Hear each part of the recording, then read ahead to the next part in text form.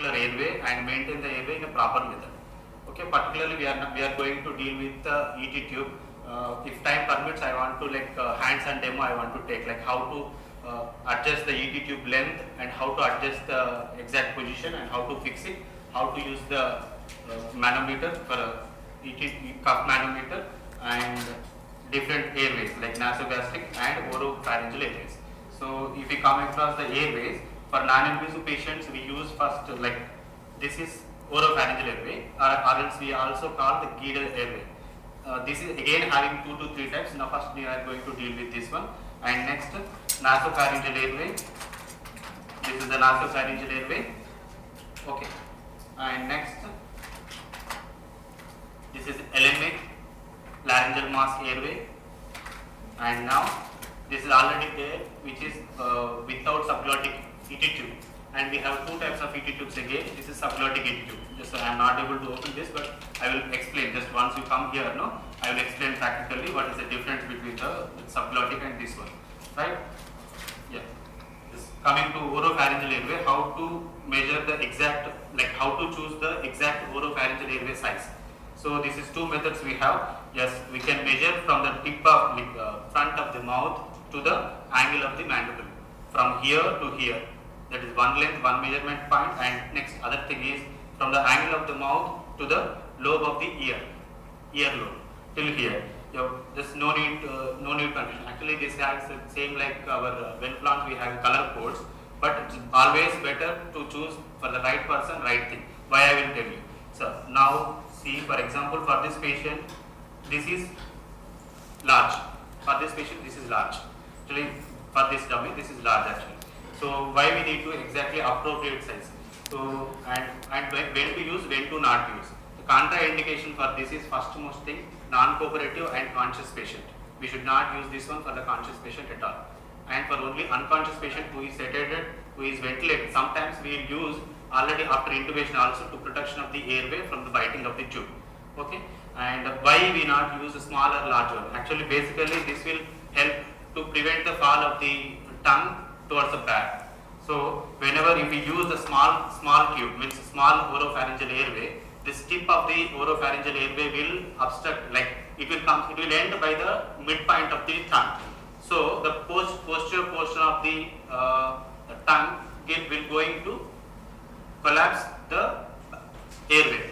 So that is itself causing the airway obstruction. Our main mode to use is to open the airway, but by using the small size, we are making the patient to choke, we are not able to ventilate the patient, and that is one thing. And second thing, if we use the more, as in this case, see, I measured this one. This is out of the earlobe now. So this is more. What will happen whenever we are keeping the larger size of the oropharyngeal airway? It will enter. It will goes towards, means after the back of the tongue, base of the tongue, it should end, but it will go beyond the back of the tongue and it will close the epiglottis. So by that, it is closing the airway. So we should not use the bigger size, or we should not use the lesser size, or we should not use the uncooperative patients. Why we not use the in an uncooperative patient is first most important thing is they will gag. The gag reflex is going to aspirate the patient, and I already told you according to the 2020 guidelines, and aspiration and esophageal intubation is causing the 4 times more mortality rate. So we should avoid the aspiration thing. And this is about the oropharyngeal airway. Again, we have sizes for infants to adults. So small, child, and adult, in adult, small, large, extra large also there. We can follow the color codes, and the better option is to measure then and there and use that one. That is the best thing. And next, this is the nasopharyngeal airway. This the difference between these two is, as we already told this is not supposed to be used in the unconscious patient, but this we can use in the, we should, so when patient is conscious, but we are not going to intubate, but we have to maintain the airway, then this will going to work out. Okay, this is nasopharyngeal airway. Okay, this measurement of this airway is from the tip of nasal tip, from the nasal thing, from nasal part to the lobe of the ear. And this is little small one. For this patient, this is little small one. We have to use next number. Usually we have the numbers of 6.5, 7, 7.5, 8. Okay, and This will be useful for the patient who is chronic bedridden, who is aspirations, who is having less cough reflex, who is secretions pooling chances are more. Those patients we can use this nozzle. And for the before intubation, to protect the airway, and during the semi-conscious patient, before using of NIV, and who is not having aspiration chances at that time, we use this one. And when patient is going to collapse, by that time, to protect the airway, we can use this one. And right.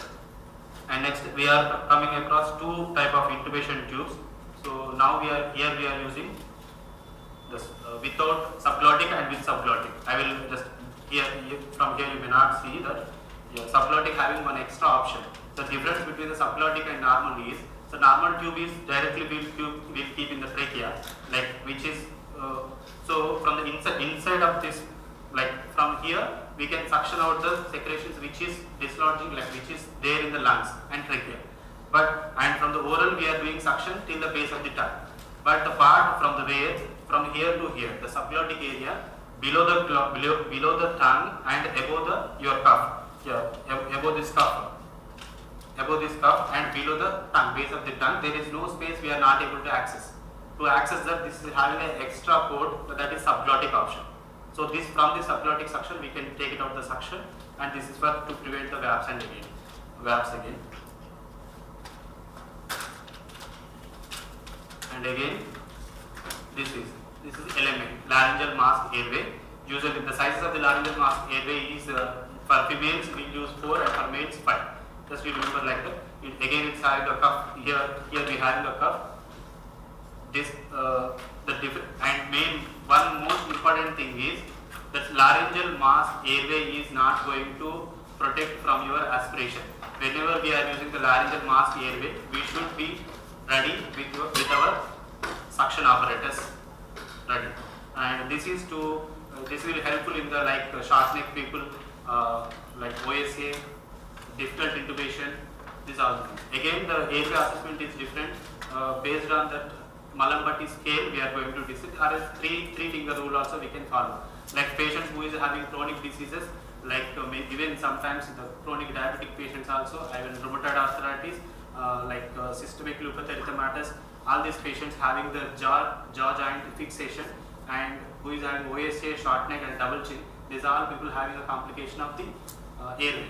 So those times we can't keep the airway management properly, and we can't keep the ET tube then and there. At that time, it will give a time and it will give a bridge, like it will give a time to take again intubation and reintubation or tracheostomy, whatever, next airway protection. And this one.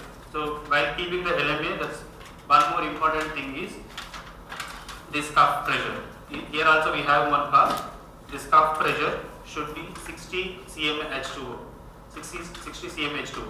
And one more important thing, the patient who is requiring less lung complaints and more lung resistant, which is requiring more than 20 pressures in NIV pressure control, when we are NIV or ANGU, whatever, that time the patient is not able to maintain with 20 cm H2O of lung pressures, peak pressures, we should not use this one. As above the 20 cm pressures requirement, lung condition that much bad, when we are using this, because of this pressure is not sufficient to hold on the esophagus. So because of if you use the more pressure, so then the air will go to the esophagus, leak to esophagus, and it will cause for again aspiration. So any airway before that, patient positioning and suctioning is very, very important, even though we are using this one or laryngeal airway or this one or what. And next one more airway is there for the tracheostomy. Here, again tracheostomy, I am not able to get the tracheostomy now, but here again we have tracheostomy also. 3 to 4 types are there. So one is cuffed one and non-cuffed silicone one is there, and subglottic, without subglottic, and fun-stated tubes also there. Just again we'll take another class, we'll take about that, we'll talk about that. So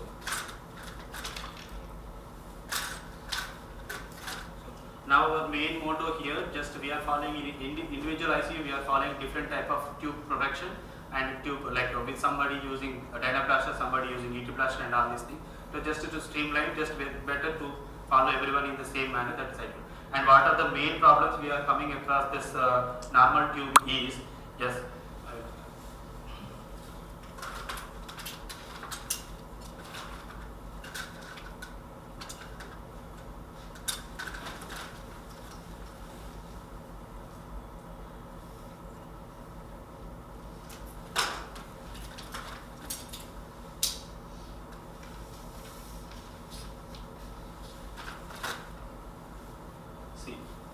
this is normal tube which is not having any subglottic option, and this is more thin. And I forgot one thing, just to how to measure the ET tube size. Just roughly remember that 7 size is for female and 8.5 is for males. 7.5 for females. And till up to 6 tube we have like a with cuff and without cuff tubes also there for the pediatric use. Below 2 years age we will use a 2 number size, so 4 number size, and up to 16 years or 15 years, which is having less body mass and height and depth, those people will have 6. In the pediatric case we will use 6 without cuff. Okay, this in a adult we will use with cuff. And normal depth. And one more type of intubation is there, even with the same ET tube, nasal endotracheal tube. Now we are 99% we are following only oral, but only thing whenever we are having that like surgeries related to the mandible, surgeries related to any cancer like thing, any lower the part of the hard palate, any surgeries involving, we are going to intubate through the nose. But it is always having some complications, who is having sinus, who is having nasal polyps, and who is having sometimes tumors or anything, it is always having problem. And one more thing, while placing this even nasogastric, even while placing this nasal airway, we have to be sure that patient who is on blood thinners, who is on bleeding factors, all these things, who is having complications with bleeding, they have to be careful while keeping it. Anyway, I am not opening this, but I will tell that how to place this one. Just supine the patient, and from the we have to hold like a pen. This tip we have to hold like a pen, and this with a cross finger method we can open the jaw and place from mouth to till the base of the tongue we have to keep, and it should not above the base of the tongue, and it should not go. And one more important, this is not going to go inside the trachea. It will not go inside the trachea. Just it will cover your base of the tongue, below the base of the tongue. Just it will cover the epiglottis, and such a way it will leads to the air towards the lungs. We can use in the emergency condition when intubation is going to get late, or intubation some professions are not available. Like based on the situation we can use it.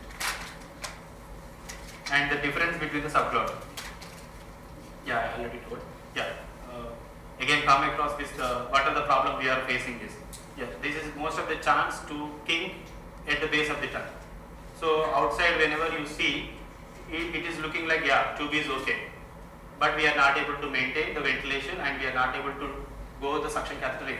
And one more thing, just by the way, I am telling the one point important, that suction catheter, whenever you are feeling the suction catheter is not going inside exactly to the length of the ET tube, that is always think about that kink is here, or we are obstructing at the eye of the tube here.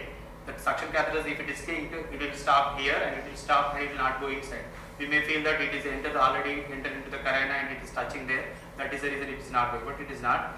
It's supposed to go till the length is there, how much? 25. Then in the suction catheter also the 25 should match. Till that time, whatever force, whatever speed you can go, it is no problem because it is inside the tube. After that, we have to be careful. And this tip, now in this class, even we are going to cover about that, like where is the tip of the ET tube should be placed, and how to confirm the ET tube, placement in the radiologically. Sorry, I forgot to bring the X-rays, but anyway we will get it if possible, time possible.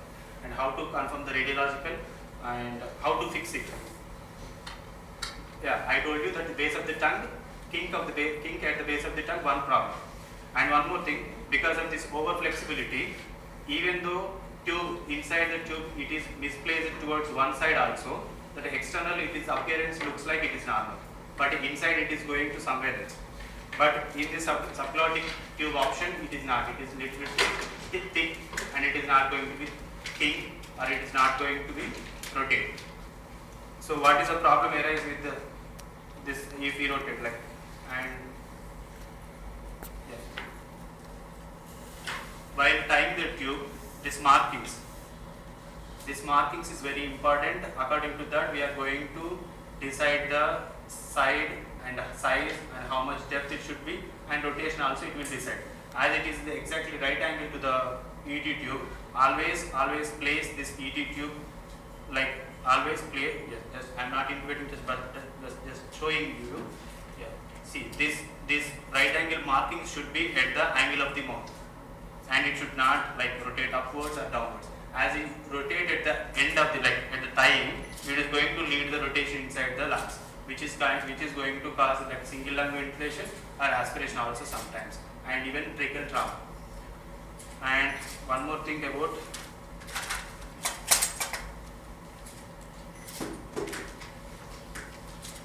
how much cough pressure we should maintain. This is one more important point. So usually the adult ET tubes having capacity of 10 cc and more also sometimes, but our thing is pressures are important. We have to measure the pressure with cough manometer. One method is there, and second most important, like second anywhere you can use, like this is not available in every ICU, So second thing, you can follow that minimal leakage protocol. Like minimal leakage means if you place this cough manometer, this is 20 cm H2O, 25 to 35 cm H2O we have to maintain inside. Why we have to maintain only 25 to 35 means, yes, our capillary pressures of the trachea inside vessels is equivalent to 25 to 35. If you keep more than 25 to 35 pressures of this, it is going to be necrotized. It is going to be cause trauma for your trachea and causing for the fistula also. So that's the reason we have to keep less. And one more patient also we have to keep little less pressures in the patients of who is having hypertension. As they are hypertension, they are causing for the more cause of the less blood supply to the trachea and causing for the necrotize. So we have to keep very important. As in our ICU we are following at least 2 times measurement in the morning and evening shift.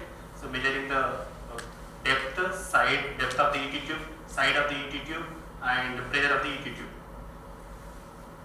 Yeah. So minimal leakage protocol. Let's see this one. This tube is directly connected to this bulb. This is cuff, and this is external cuff. It will reflect here. By seeing itself also, we can say that inside how the cuff is. If it is inflated, it is fully bulged. So inside also it is there. So if you are having very good practice, if you just by touching also, you can tell that without manometer also, but it needs some experience. But follow the minimal leakage protocol. Minimal leakage protocol is like once after placing this, after inflating the ET tube, after inflating the cuff, just deflate the cuff as you are able to listen a minimal leak sound from the mouth, or else as you are able to find the minimal leak, only just 10 to 20 ml of leak from the ventilator. These two protocols you can follow in spite of this. But patients who is having non-cooperative patients, who is having seizures, who is having tongue bite, who is having biting the tube, we should be careful. Along with this, we can use the oropharyngeal airway also.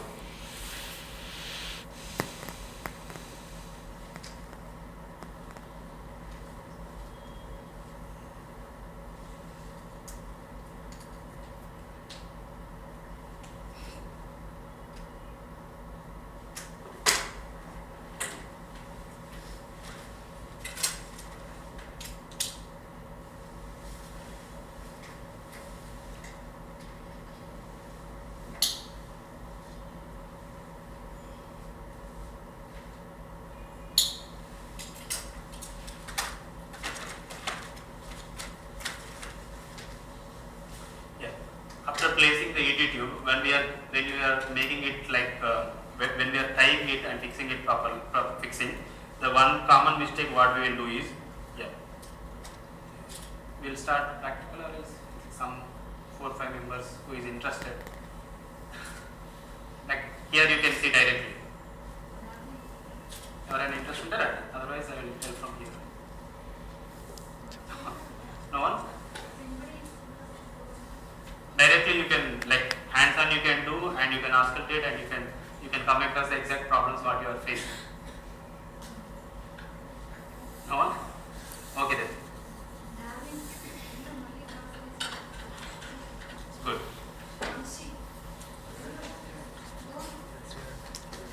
Feeling both? Okay. So anyway,